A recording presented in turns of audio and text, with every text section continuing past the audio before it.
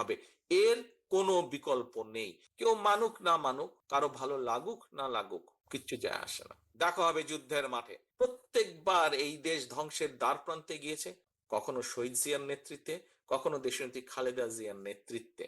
BNP আস্তে আস্তে সেই খাদের কিনারা থেকে দেশকে আবার বের করে নিয়ে এসেছে। কেউ মানুক না মানুক, কারো ভালো লাগুক না লাগুক, কিচ্ছু যায় আসে না। আমরা জানি সকল সময় যখনই দেশ সংকটে পড়েছে এবং জনগণ বিএনপির কাঁধে দায়িত্ব দিয়েছে, বিএনপি সর্বোচ্চ দিয়ে চেষ্টা করেছে জনগণের সেই প্রত্যাশা পূরণের জন্য। একটি দায়িত্বশীল রাজনৈতিক দল হিসাবে বিএনপি দেশকে যা অতীতে পরিচালনা করে যেরকম খাদের কিনারা থেকে সরিয়ে নিয়ে এসেছে, বিএনপি আবার সেটা করতে পারবে, কারণ পরিকল্পনা একমাত্র বিএনপির কাছে আছে। এটি দায়িত্বশীল দলের যেই ভূমিকা, সেই ভূমিকা পালন করার মতন ক্ষমতা, যোগ্যতা একমাত্র বিএনপির আছে। প্রিয় সহকর্মীবৃন্দ, সময় আছে ঘরে বসে থাকার?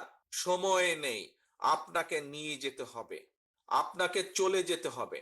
আমি জানি এখানে আপনারা অনেকেই উপস্থিত আছেন যারা আপনারা হয়তো মনোনয়ন চেয়েছিলেন, আপনাদেরকে হয়তো আমরা দিতে পারিনি, আপনারই আরেক সহকর্মীকে আমরা দিয়েছি। আপনার কাছে এই মুহূর্তে কোনটি বড়, দল না ব্যক্তি? ব্যক্তির চেয়ে অবশ্যই দল বড়। তার মানে নির্বাচনের যখন বিষয় আসবে, আপনাকে দাঁড়াতে হবে আপনার দলের পাশে, আপনার দলের সাথে আপনাকে দাঁড়াতে হবে। এবং নির্বাচন শেষে যখন আপনি জনগণের রায় ইনশাল্লাহ পাবেন, তখন আপনাকে দাঁড়াতে হবে দেশের মানুষের পাশে, তখন আপনাকে দাঁড়াতে হবে দেশের জন্য।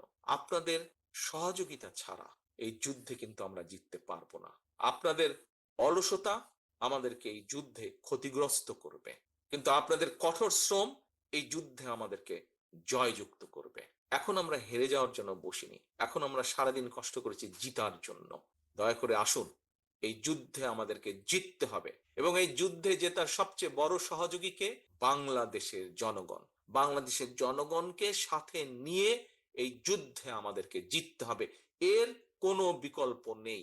জনগণের সমর্থন নিয়ে আমাদেরকে জিততে হবে, এর কোনো বিকল্প নেই। এবং জনগণের সমর্থন যদি আমাদেরকে নিতে হয়, তাহলে অবশ্যই জনগণের কাছে যেতে হবে, জনগণকে আমাদের ভালো মন্দের সবকিছু বোঝাতে হবে, জনগণকে বলতে হবে, এই সারাদিনের কথাগুলো তাদের সামনে তুলে ধরতে হবে। শৃঙ্খলা, ঐক্যবদ্ধতা, জনগণের কে সাথে নিয়ে যুদ্ধে ঝাঁপিয়ে পড়া, এই তিনটি বিষয়ে আপনাদের সহযোগিতা চাই। পাবো ইনশাল্লাহ। ইনশাল্লাহ দেখা হবে যুদ্ধের মাঠে, দেখা হবে সংগ্রামের মাঠে, দেখা হবে রাজনৈতিক দল হিসাবে। বিএনপি দেশকে যা